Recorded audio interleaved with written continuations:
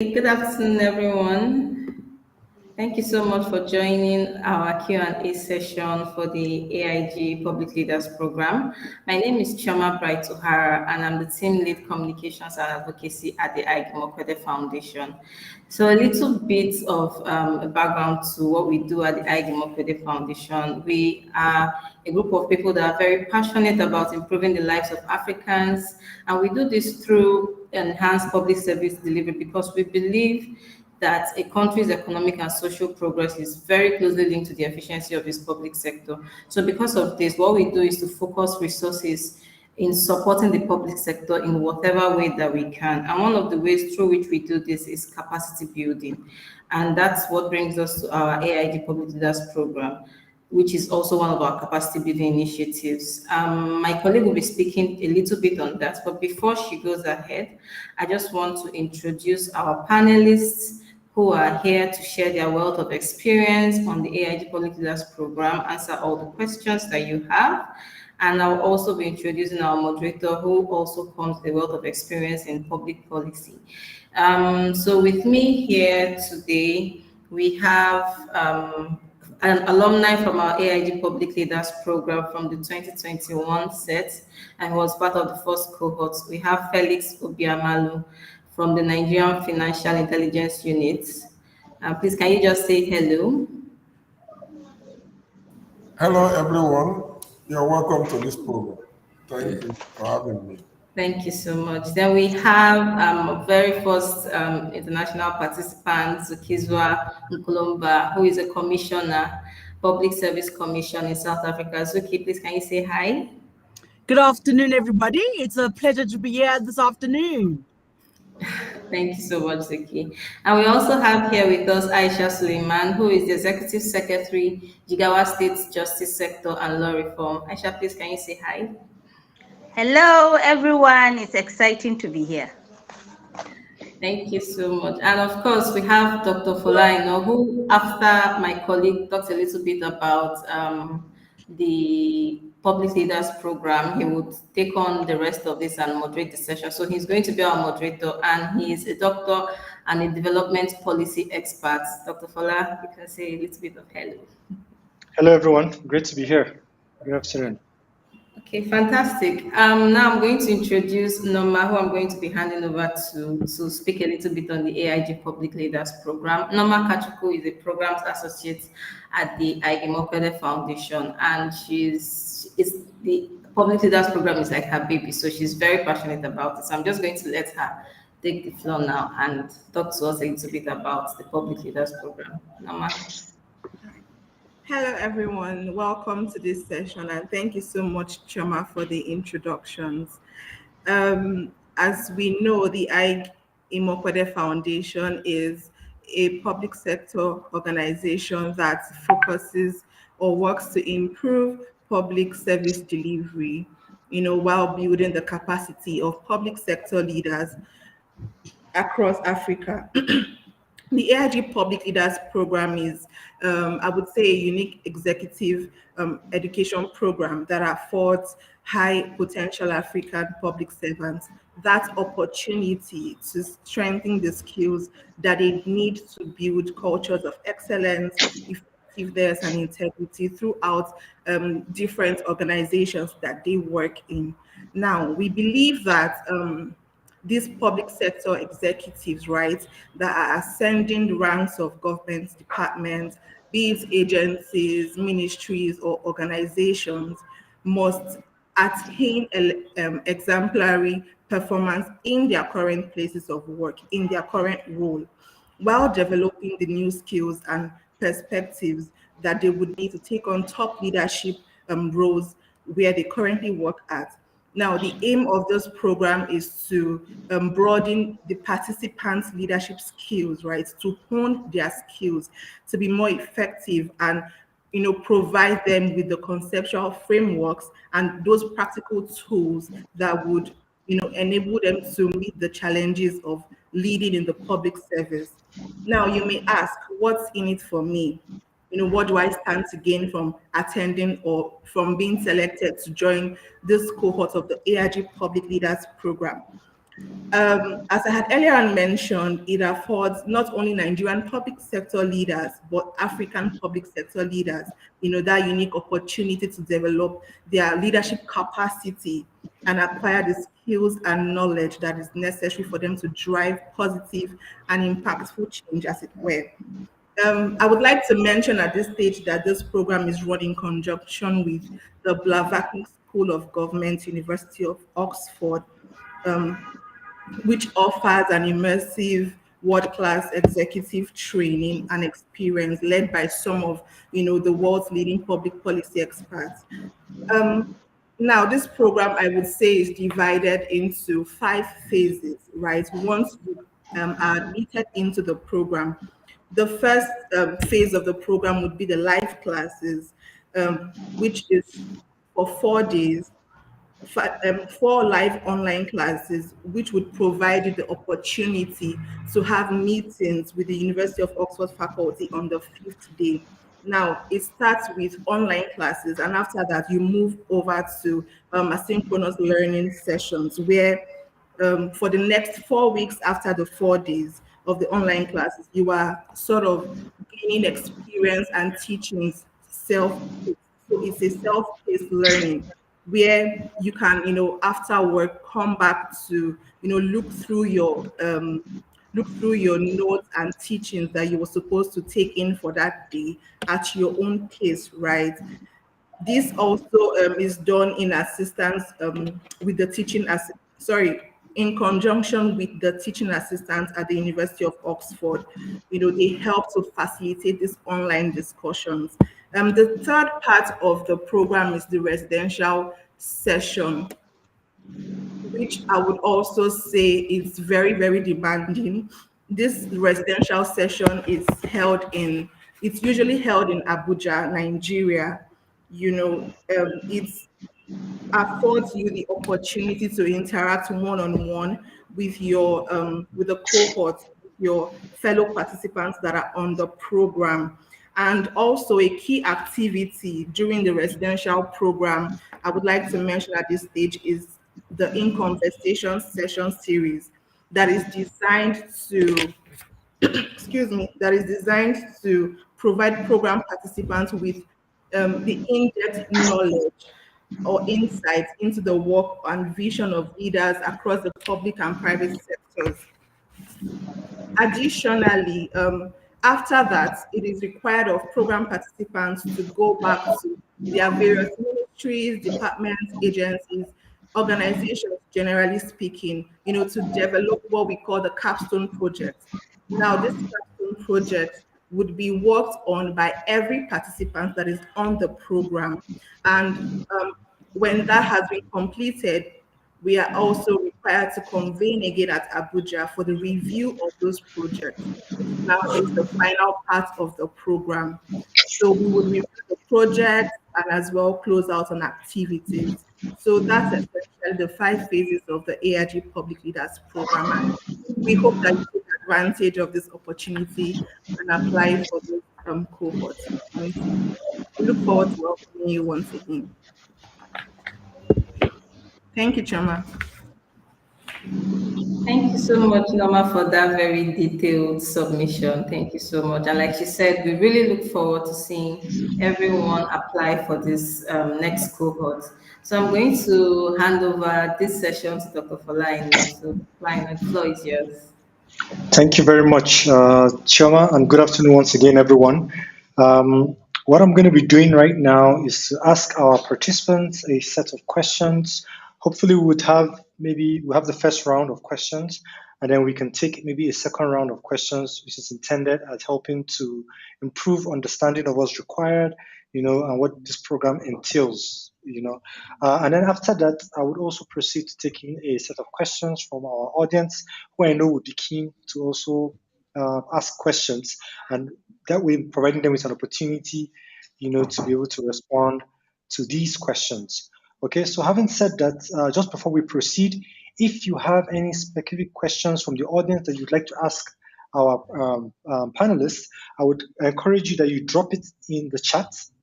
Okay, and then once we're done with these rounds of questions, I would pick up on these questions and then ask any of our panelists, to respond to them. And if you also have anyone specifically, you want a particular panelist to answer, feel free to state specifically that you want this question is particularly directed at this person, in particular. Now, having said that, let's go straight away and begin. Thank you all once again for joining and making out time to be part of this program. And I'll go right away with Felix. Felix, what was your motivation for applying, for the PLP? And in what ways would you say this program has really benefited you? But more so, beyond your motivation, what other tips would you offer our audience who are keen on participating on this program? What would you say is a winning strategy, for getting the application, considered to be part of this program? Over to you, Felix. Thank you, Fola, for having me. First, over the years, I discovered that most people do not have prior leadership training before getting into leadership positions. So what you see is that people learn on the job. It's trial and error, and it has not been able to give us effective leadership, both in the public service and the political sphere. So, and then having worked under a couple of chief executives, I've seen the various leadership styles, which are all innate. It's not born out of any formal training. So I was determined to make a change. I was determined to have a standardized leadership skills that I will bring in whenever I had the opportunity. Prior to this program, I was thinking of having a postgraduate diploma or certificate in public policy so that I would be able to have a formal training on leadership. And then if you read Chinua Achebe's book, The Trouble with Nigeria, it's hinged on the problem of leadership. So leadership has a lot to say about an effective organization, about the success of an organization. So basically, what motivated me or what drove me into applying for this program was the quest to hone the best leadership skills, to acquire the best leadership skills, to leave a legacy of positive leadership, and to make an indelible footprint. And then as to the experience, it was quite an immersive experience. The selection process was intense, it was highly intense, but the experience adequately compensated for the stress of the selection process. And basically for me, I think the program brought me into, broadened my outlook, my understanding of leadership and what it entails, the importance of trying as much as possible to overlook bias in decision making, and then the use of technology in advancing organizational efficiency and effectiveness. And well, for the tips of to prospective applicants and for a successful application,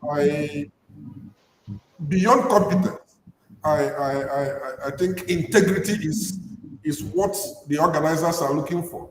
So first, you need to be realistic, you need to be factual, and you need to show confidence. You need to show hunger, a real desire to be a change agent. It is not a question of having bogus claims, trying to impress. No, you need to show that you have the competence, you have the integrity, and then you have the desire to acquire these leadership skills, because the leadership skills are what you're going to imbibe into your organization at the end of the training and advance the effectiveness and efficiency of your organization. So if you do not convince the organizers that you are ready to be an agent of change, there is no how you will get into the program. So you need to make sure that in your application process, you are able to convince them on your hunger and quest to be a change agent. It's very important that they see you as having integrity, they see you as competent, so they see you as willing and ready to offer yourself to effect change. Thank you for Thank you so very much, Felix, for that very insightful contribution. I like that you emphasized being very original and authentic, and also, demonstrating integrity, even in your application, because integrity remains a critical component, of the public leaders program, and that's one of the things we try to inculcate, amongst participants, so that they can go on the public service and make a difference. Thank you once again, Felix. Right now, I'll move to Zukiswa. Zukiswa, thank you for joining us. I would like to ask you, given that there are different components of the PLP, which of course are all very beneficial, in your opinion, which particular components of this program do you find to be most beneficial, to you as a participant, and why? Okay, thank you very much, Dr. Fola. So for me, I like the fact that the program, the curriculum of the program itself is evidence-based and highly researched. And that's because of the partnership with the University of Oxford, which made it quite a compelling world-class curriculum, which is founded and anchored in research and evidence. Secondly, what I liked about the program was the fact that it focused on the values of integrity and having high professional ethics as a public service leader. And for me, ethics and integrity and professionalism is important, especially for the kind of leader I desire to become one day when I continue to lead in the public sector in South Africa and possibly even in multinational corporations across the world. The fact that it was values-led and values-driven made it, those were the key components that I found beneficial for me and my personal needs, and the critical components I particularly enjoyed in the program. Last year, I also enjoyed the fact that it had a capstone project component, which allowed us to apply the theoretical component of the learning into real life, role setting situations in the workplace. And those are the three reasons why I would say this was a world-class African program, and I would encourage participants to apply for it. Thank you so very much, Zakiswa. These are very excellent points, and of course, I'm sure you have whet the appetites of our audience, who are very keen, to join this program. I'm sure they're all very excited and can't wait to turn in their applications and be a part of the program. So let's go very quickly to Aisha. To thank you for joining us. And I think for me, my question to you would be, given that one of the core elements of the PLP is to train a new generation of public leaders who will go out there and make a difference, okay, what would you say has been the ways in which you have begun to implement some of the things that have been taught, by virtue of your participation in the PLP? How have you implemented some of the knowledge, and trainings you have acquired in your immediate sphere of influence, in your immediate place of work? Thank you. Thank you so much, Dr. Fola. And hello, everyone, once again. Very excited to be here. I don't know how many of you have ever seen that optical illusion of the old woman and the young girl.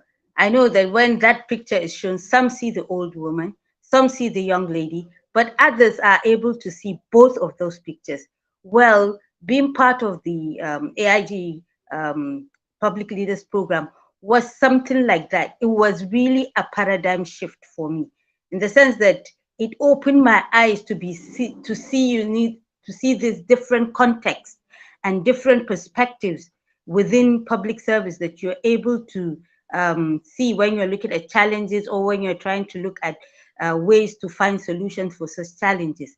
What have I done in terms of implementing what I've learned in the program? I think the most exciting part of the program for me has been those areas about how we're able to lead in times of challenges and change. We know how the moment we are currently now is always changing, it's always dynamic and changing, and things are always coming up, and you need to keep up. And we know the nature of public service currently is not always keeping up with these changes.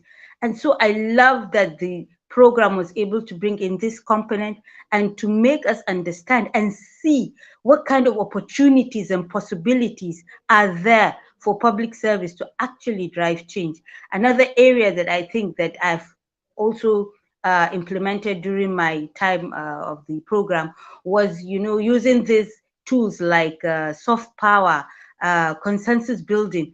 As public servants, we always want to work in silos. We always want to work alone with our immediate bosses or with our immediate teams. But the program was able to open our eyes to see that change that you want to impact to so many lives, which this public service is actually trying to do, can only be done if you can reach as many people as possible, if you're able to mobilize as much support as you can beyond your organization, beyond your immediate stakeholders, and then to look at the smaller opportunities to build consensus through inclusion, through participation, through collaboration and co-creation with your team members and these other stakeholders, whether it's within the public service, whether it's outside with the community, whether it's with citizens, whether it's with other MDAs and sectors, to bring in change, and that's where I'm going to call in applicants to see in their experiences in their life that they are now trying to be part of this program, where have they done something, no matter how little it is, that has brought in change, that has impacted on people. And it might not be immediate to their sector, but something that is scalable or has touched another sector that they partnered with. I think those are the kind of things that, candidates will also be looked upon. They will be measured against whether they have that gumption, that courage to go out and try to do things. And they've actually tried that in various ways from past experiences. Thank you so much. No, thank you so very much, Aisha. You had a lot to say, but let me just try to, recap some of the very important things you said. And one of the ways in which this program has been of benefit to you is in helping you to be able to lead in times of dynamic times, of change, thereby helping to deliver the change that is required, And then also you talked about how it has exposed you to opportunities within the public sector, which is very important, again, of course, for your career growth and progression, as a public servant. And then you talked about also implementing some of the specific knowledge that was taught to you, such as the use of soft power and consensus building when working, within the organization and of course with others, through inclusion, collaboration, and partnerships with the overall goal and objective of delivering change. I found those to be very, very insightful, and thank you very much for those contributions. Now, let me go back to Felix. Felix, the civil service, as you know, remains the engine room, of every nation. And given that this is the case, what would you say has been the impact of the PLP, on the civil service and the public service in Nigeria? Though in its second year and going into its third year, it's still very much in its infant stage, but we're already seeing some of the impacts that fellows like yourself are already beginning to bring to bear. So what would you say in your assessment has been the overall impact so far, of the PLP, on the public service and by extension the civil service in Nigeria?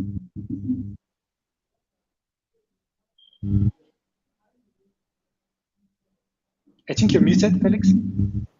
Yes, thank you, Dr. Fowler. I am privileged to be part of the pioneer cohorts of this program, and we are barely 2 years old. Ordinarily, you said that 2 years is too short a time to begin to appraise the impact. However, it is not for a program like this, because right from the outset, we begin to see the effect of the program, the learnings in the society.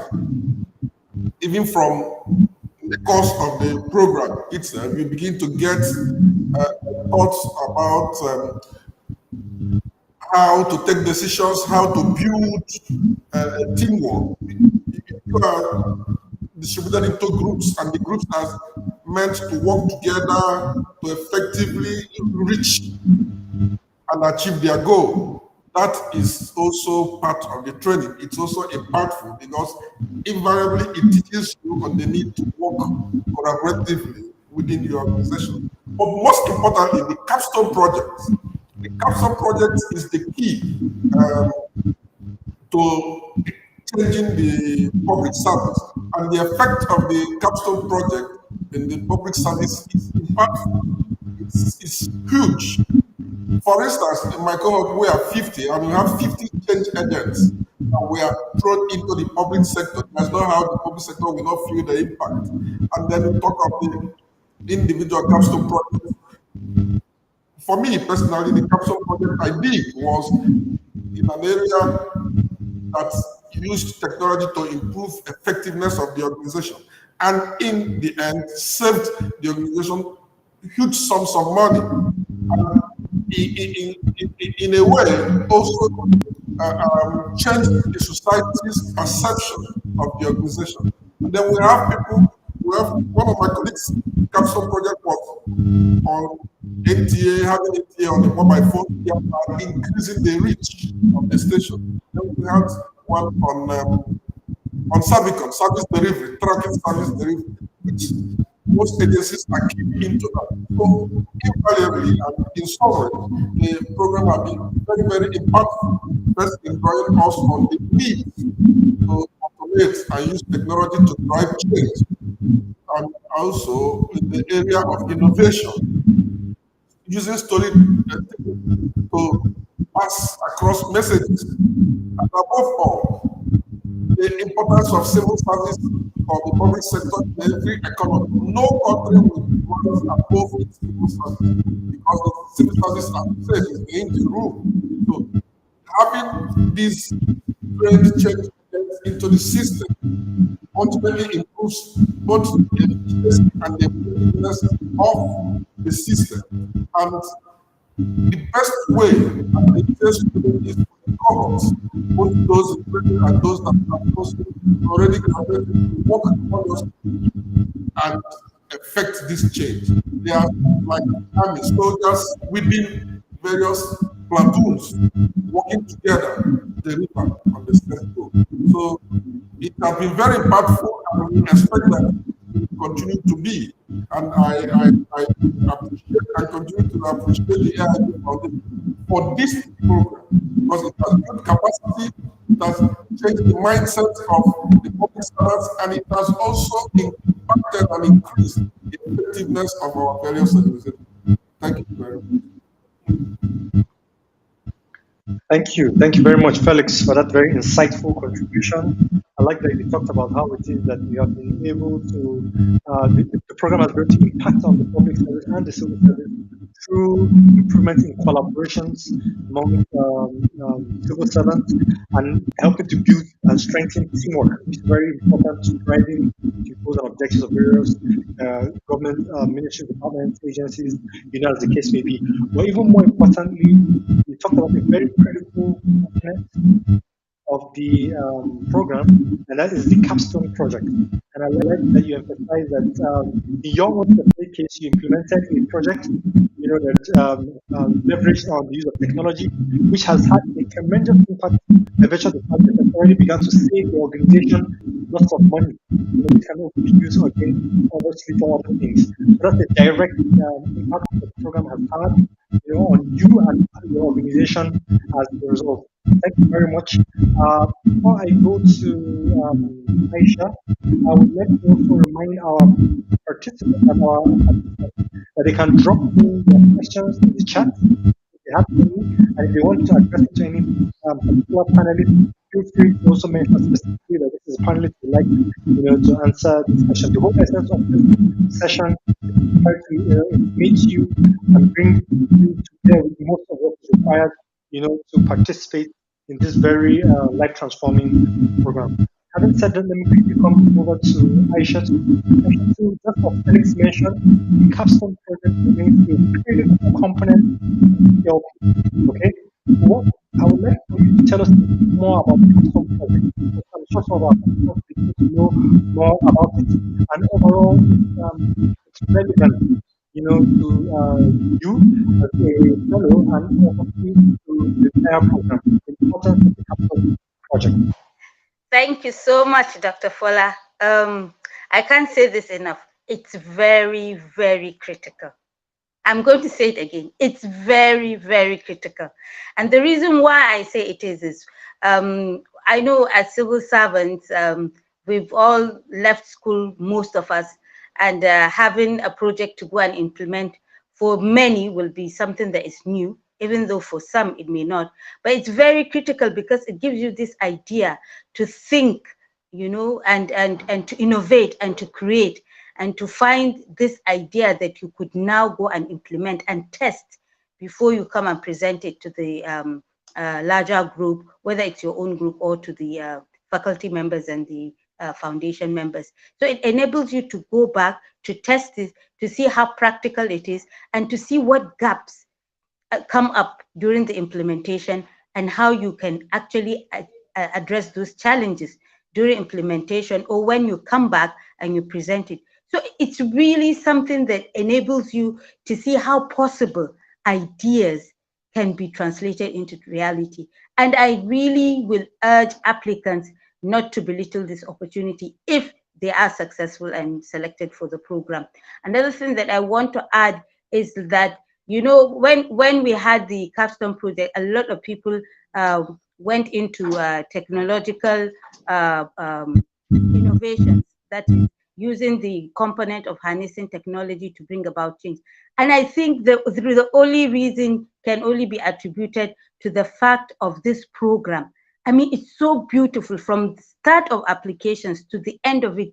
You see the wonderful utilization of technology in this program. I have to say it's one of the best experiences that I've had in my life.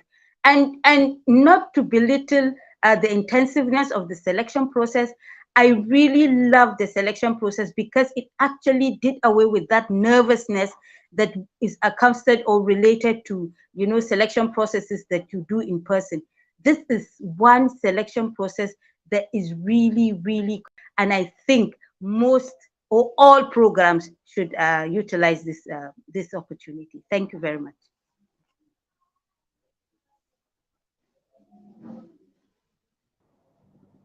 Thank you very much. Can you hear Aisha. me? Yes, we can. Hello? Can you hear me? Yes, we can hear you. Can you hear me?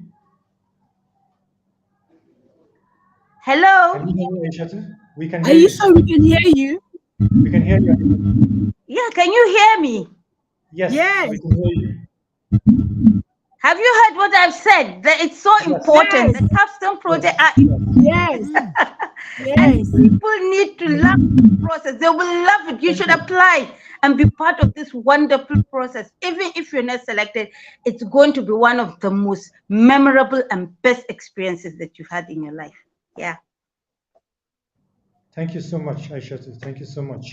As we begin to wrap up, let me ask Zukiswa one last question so we can open the floor for our audience, to ask their questions. Zukiswa, being the first non-Nigerian, It's to as if nobody's hearing me. We can hear you. We can hear you, Aisha. We can hear you. Okay. Zukiswa, being the first non-Nigerian, to participate in this program, in what ways do you consider this program to be important to the African continent? And more so, how do you think other African countries can begin to replicate and draw benefits, from this program? Thank you. So basically, I think, as you said, the public sector is the engine room of most, if not all, African countries. Most people are dependent on services from the public service just to sustain their livelihoods and to make sure that they can live lives of dignity and quality. So the fact that the program focuses on building the leadership capabilities of the emerging public servants in Nigeria and the continent at large, this is very good for the program, and this is why the program is playing quite a critical role and a pivotal role towards the professionalization of the public sector in Nigeria and South Africa and Africa. And that is the critical importance of a program of this nature. And I think that the one way that the program can be sustained and replicated throughout the continent is if, firstly, the program recruits participants beyond Nigeria and also includes participants from other parts of the continent and not just Nigeria and South Africa. That's how we can replicate the program across the continent and how we can make sure that it's actually sustainable. We need to make sure that there's continental representation and that the continent is targeted for the program in order for us to professionalize the public service and the continent. Secondly, what I believe is that through partnerships with like-minded institutions like your University of Oxford and other universities across the globe, as well as universities on the continent, as well as training institutions like the one called the National School of Government in South Africa, would also help in replicating a program of this nature and ensuring that it actually becomes sustainable. Thank you very much.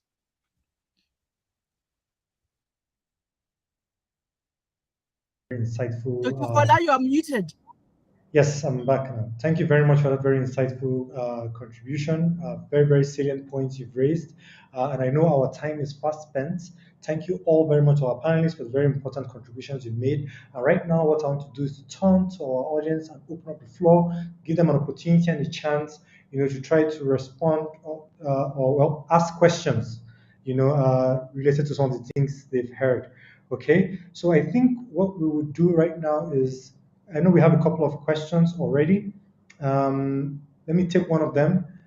So this one is from Obonaya, who would like to know if the organizers have anything in mind for junior level civil public servants who want to grow. Okay, and of course, any of our any of our panelists can answer this question. Bonnie and I would like to know if there's any advice, specifically for junior level career civil servants or public servants who want to grow. Okay, thank you for this. Can you all hear me? Yes, we can. Thank you so much, Obonaya, for asking this question. As we had earlier on mentioned, and which is also reflective on the website, the AIG Public Leaders Program is open to public sector leaders that are currently on directorate level. So currently it's not for junior civil servants. When we have something that speaks to that, we would of course communicate that. And I would also like to add at this point that you could also be on the lookout for the AIG scholarships. That work stream or part of the foundation's initiatives is open to, I would say, a more junior level officer as opposed to the AIG Public Leaders Program. Thank you. And Neoma, can you also explain that the scholarship targets master's students at universities in the UK, like the University of Oxford? Can you speak a little bit more about the scholarship? Can you hear me? Can you come again, please, Vicky? Can you speak a little bit more about the scholarship, the fact that it targets master's studies in the UK? Okay, so we have another program within the AIG work stream, within the Aig-Imoukhuede Foundation work streams called the AIG scholarships. That part of the program is open to public sector leaders, right? It affords them the opportunity to go to the University of Oxford to undertake the Masters of Public Policy, with the hope that when they return, they would go back to their organizations and effect good change, right? Positive change, and be those change agents that we seek to see in the civil service, as it were. So that's a different program on its own. It's different from the AIG Public Leaders Program that we are currently speaking to now. Thank you. Thank you very much, Nema, for those very insightful responses. I hope this has provided some clarity to our audience. Very quickly, I'll move to the next question. I think two people have asked this question. They would like to know what are the criteria for selection of successful applicants. Is there like a cutoff mark and score available in the set criteria. What I would say for now is, as we had earlier on mentioned, the program is open to citizens of any African country that are currently working in the public sector. You should have a minimum of 7 years of active service in the public sector, be on directorate level, and you should not exceed 50 years of age. So those, I would say, are the criteria that that makes you eligible to apply for the program. Thank you very much. I was going to ask a question, but in your last response, you just responded to that question already, which is about age. Someone was asking if a person who is 51 years old, can apply. I saw, I saw that. Apply for the program. Apply. Okay, so guys, some good news. The foundation has just said if you're 51, just 1 year shy of the cutoff, you can cutoff age, you are still eligible to apply. I think the foundation deserves some round of applause, and thank you for making that concession, because I know this program will be a significant benefit, to as many applicants as well. Okay, having said that, there's a question that seems to be recurring, which is about how the program specifically equips participants with tools in effecting change. In this usually change resistant Nigerian public sector. So I think what the participant is really trying to find an answer to is to know if there are targeted, learning tools, that are unique to the Nigerian public service, that participants can draw from or learn from.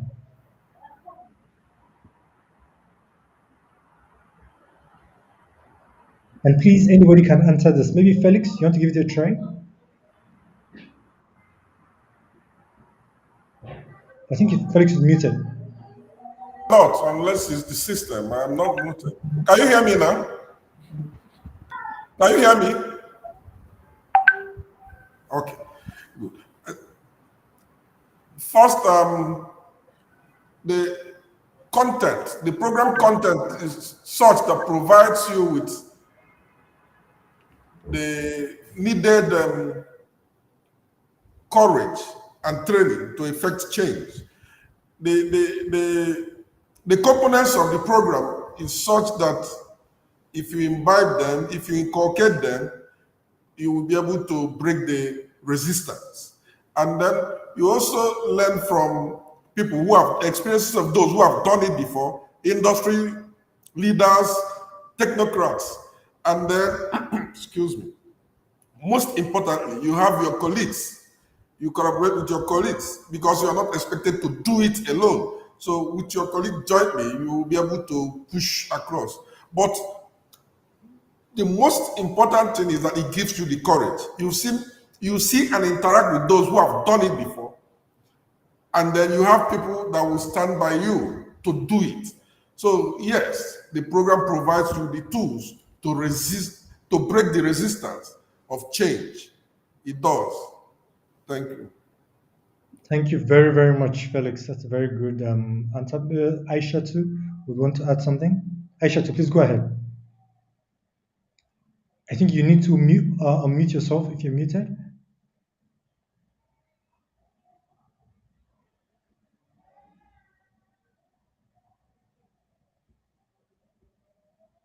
I'm not sure if it's only me, but I can't hear Aisha too.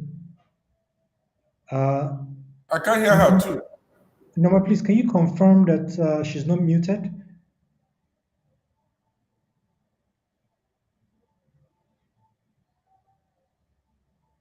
Okay. Okay, so we can't hear Aisha too, but in the interest of time, Aisha too, if you'll be very kind to just help us drop your comments on the chat while we try to sort out what the issue is with your audio. Okay, while Aisha too is at that, let me move on to the next set of questions. So there's also a question asking about if the foundation intends to open up its doors, to partnerships with other willing organizations and foundations in order to accommodate more participants. So at the moment, the foundation mostly takes 50 participants, for each cohort.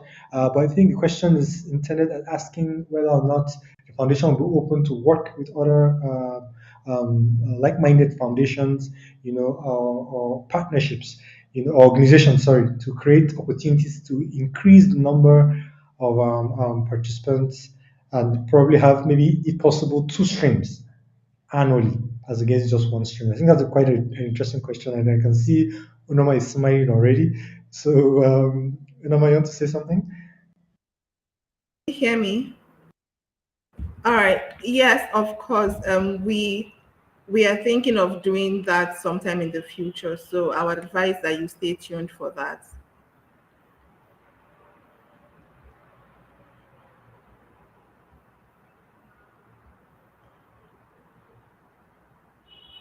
Hello, Fola. Can you hear me?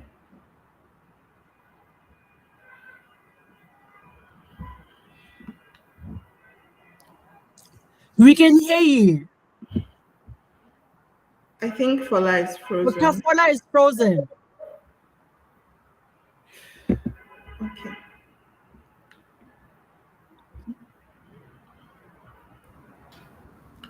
Hello?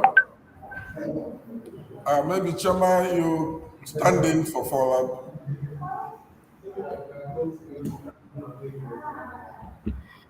Okay. All right, thank you, Norma, for the question. While Dr. Fola comes back in, we have another question here. So this is from Ubunaya, and he's asking if, he says, I thank the organizers of this program, and I would like to know if the organizers has anything in mind for the junior level civil servants who That has wants. You already already been. answered that question, Already answered Shoma. that question. Yes. The question we are now needing to answer participants is the one about what does it mean to be a director level civil servant? And if you're not a director level civil servant, are you not eligible to applying? Those are the last two questions we have to answer now. Oh, okay. So maybe Chioma or maybe Unoma can try to answer that question for us. Norma will answer the question. Okay.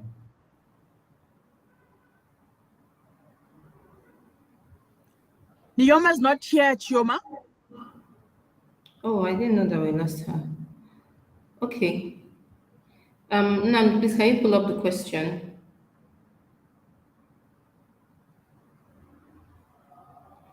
Okay, so the question is asking if non-directory. So if it's not exclusively for directors. That's the public leaders program.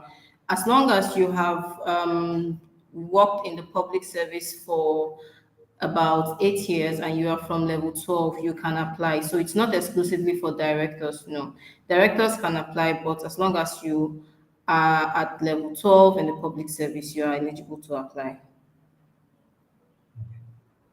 Thank you very much. That's a Chioma. very important clarification because a lot of persons felt disqualified by the directorate cadre. So please, as you've rightly heard, to our participants, you don't have to be a director to apply. As long as you meet the basic criteria, you are within more than 51 years old, and you have at least minimum of 7 years work experience within the civil service. Again, Chioma, is that correct? 8 years. Good. 8 years. You have 8 years, of professional work experience within the civil service. Then you are indeed eligible to apply. So the minimum is 7 years, Dr. Fola. That's what the brochure says. But obviously it means 8 years and above is an advantage. That's correct. Again, just to confirm, Chioma, that's the case. Yes. Yes, please. So minimum 7, not 8. Minimum of 7 years, yes. Not 8. Good. So minimum of 7. Once you have minimum of 7 and above, you can apply. And then also, as long as you do not exceed, you're not above 51 years old, you can apply. Is that correct? Do we have any plans, Chioma, to add more years, or what's for just 51? So for now, no, because the essence of the program is to ensure that we are not training you and then you are retiring immediately. So we want you to be available to actually make impact in the public sector. So which is why the age limit is there, so that we are sure that after the training, you also train those who are coming up behind you, and then you also make a positive impact on the public sector. So for now, the age cap is what it is, 51, which is just, it's 50 years, but we're just giving an allowance of the 1 year because of Thank the you so question much. of that. Thank you so much. Thank you so much for that concession. Thank you very much.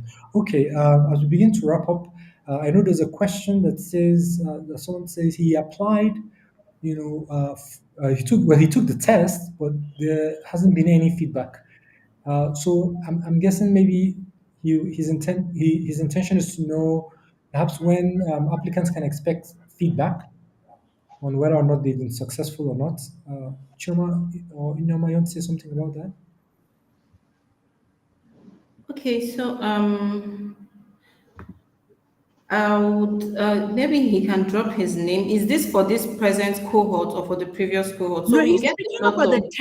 the test that you take to see whether or not you are eligible to apply for the program. He's not speaking about the application of the program itself. Oh, He's okay. speaking So about the eligibility test that you take. He took the test but received no feedback from yes, yes. So IT. we actually get a lot of applications. We have a lot of applications. So what we do, I think that's on the website, what I'll clarify is that if you don't get feedback from us after 4 weeks of taking the test, then you are not eligible for the program. So that's I'm really sorry that you didn't get the feedback, but because of the volume of applications that we actually get, so if you don't get feedback after 4 weeks, then you were not eligible.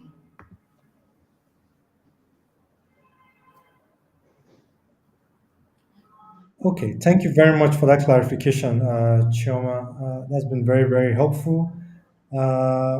Let me just quickly scroll through the thread for questions to be sure that we're not missing out on any very salient and important question. So we still have barely 4 minutes to go. I'm happy to take one more question. In the absence of none, then I would hand over to Chioma, to Dr. Fola, give us. just to clarify, Desmond says that he took the Dragnet attitude test but got no feedback. He wasn't shortlisted, no. There's a Okay, Dragnet so attitude test he speaks of. Maybe Choma can assist us in that regards. Chioma, do you want to say something about that? Yeah, so it's still the same this thing. He took the test. So because like I mentioned, because of the volume of applications, if you take the test and you don't get feedback, right, it means you were not selected. However, I've taken this feedback that he has given to us because it's I can see the concern that he took the test and he didn't get feedback. So you don't want to leave someone just hanging without responding to him. So we've taken the feedback, and for next set, we would ensure that even if you're shortlisted or not, we will definitely give you feedback. So apologies, Desmond. We've taken the feedback and would work on it. Thank you so much. And the Yes, feedback will excuse me, also Choma. come after the application closes. Yes, I'm seeing a comment that feedback comes after the application closes and that there is no Yes. eligibility test. So you need to clarify that. So maybe perhaps that's something for the foundation to just look Yeah, into. so he is saying he didn't get feedback. So we're saying that because he didn't get feedback from us. So I take it as something that we did not do right? So we did not give him feedback. Even if we sent out feedback to every other person, he did not get feedback. So going forward, we'll ensure that everyone gets feedback on their on their applications. And he's asking when is the next opening. There is currently a call for application that is actually ongoing right now, and it's supposed to end at the I think the 17th of this month. So you can go to our website at aig@africa.org and you can register for it. We'll drop the link to the website on the LinkedIn page so that you can actually register for the next one. Thank you. Thank you. Thank you very much, Chioma. Our time is fast spent. Thank you all, highly esteemed panelists, for making out time to share with us from your experiences on the PLP. and as well to our participants who have also asked very interesting questions that have benefited many others.